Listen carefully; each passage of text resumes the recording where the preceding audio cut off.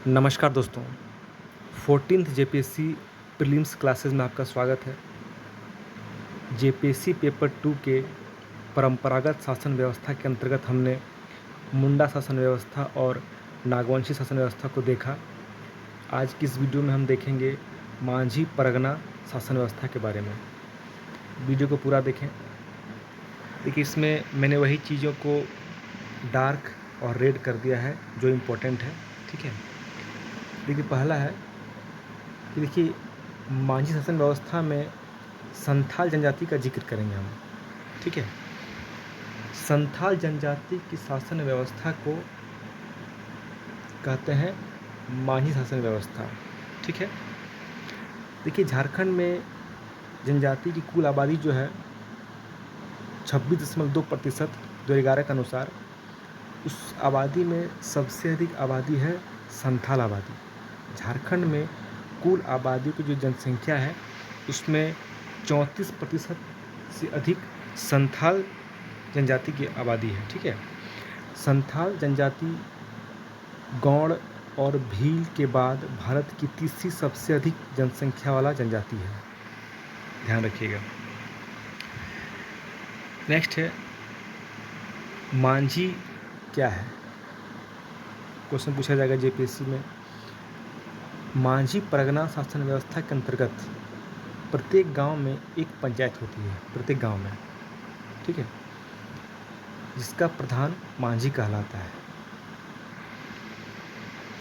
मांझी को प्रशासनिक और न्यायिक दोनों अधिकार प्राप्त होते हैं, यहाँ ध्यान दी, ठीक है। मांझी को प्रशासनिक और न्यायिक दोनों अधिकार प्राप्त होते हैं। मांझी को लगान वसूलना भी, विवाह कराना, ज़मीन जायदाद, आपसी झगड़े से संबंधित मामलों का समाधान भी मांझी करवाता है, ठीक है। अब देखिए नेक्स्ट है प्रमाणिक। मांझी की अनुपस्थिति में, मतलब मांझी के एब्सेंट में, उनके कार्य को प्रमाणिक करते हैं, ठीक है। इसे उपमांझी भी कहा जाता है, ध्यान दीजिएगा, उपमांझी भी कहा जाता है प्रमाणिक को। नेक्स्ट है आपका जोग मांझी। मांझी के सहायक को जोग मांझी कहा जाता है। जोग मांझी की अनुपस्थिति में जोग पारणिक इसके कार्य को करते हैं, या कन्फ्यूज नहीं होना है, ठीक है। जोग पारणिक और पारणिक में। भगदो प्रजा। भगदो प्रजा क्या है? गांव के वरिष्ठ लोगों का समूह होता है। मतलब मांझी परगना शासन व्यवस्था में जो गांव के वरिष्ठ लोग होते हैं उनके समूह को कहते हैं भगदो प्रजा। यह गांव के झगड़ों का निपटारा करने के लिए विचार विमर्श और अपनी राय देते हैं, ठीक है। गौड़ाइत क्या है?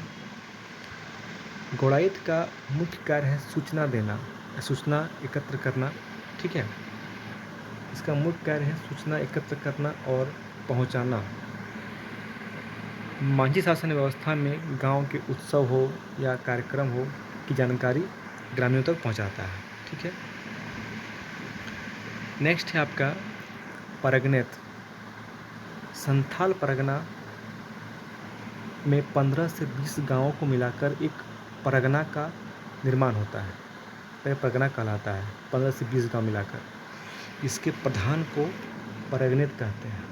यहाँ ध्यान दीजिएगा कि 15 से 20 गांव, ठीक है। इसके सहायक को देशमांझी कहा जाता है। परगनेत के सहायक को देशमांझी कहा जाता है, ठीक है।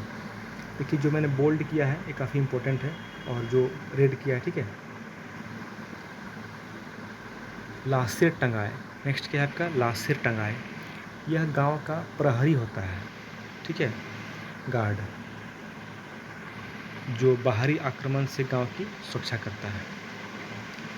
नेक्स्ट है आपका नायके। यह गांव का धार्मिक प्रधान होता है। पिछली क्लास हम लोग देखा पाहन देखा, ठीक है, इसमें नायके है धार्मिक प्रधान। नेक्स्ट है आपका लोबिर सेंद्रा। मांझी परगना शासन व्यवस्था के अंतर्गत यह एक सर्वोच्च न्यायिक संस्था होती है। यहाँ ध्यान दीजिएगा, न्यायिक संस्था। ठीक है। नेक्स्ट है आपका सेंद्रा बौसी। यह शासन व्यवस्था में शिकार परिषद होता है। शिकार परिषद के क्या कहते हैं? सेंद्रा बौसी। अब देखिए, मांझी परगना शासन व्यवस्था में कुछ नियम और दंड हैं। ठीक, पनिशमेंट भी है। बिटलाहा, यह मांझी शासन व्यवस्था में बहुत कठोर सज़ा है। ठीक है, सबसे कठोर सज़ा है बिटलाहा। इसके अंतर्गत जो भी गंभीर अपराध करते हैं उन्हें गांव से पूर्ण रूप से बहिष्कार भी किया जा सकता है। नेक्स्ट है आपका करेला दंड। संथाल शासन व्यवस्था में या मांझी परगना शासन व्यवस्था में सबसे हल्का दंड है करेला दंड। देखिए कि इम्पोर्टेंट आपका है कि यूल रूल 56 में लागू हुआ था के नियम के आधार पर मांझी शासन व्यवस्था का कानूनी मान्यता प्रदान कर दी गई है। ठीक है, तो ये आपका रहा वीडियो।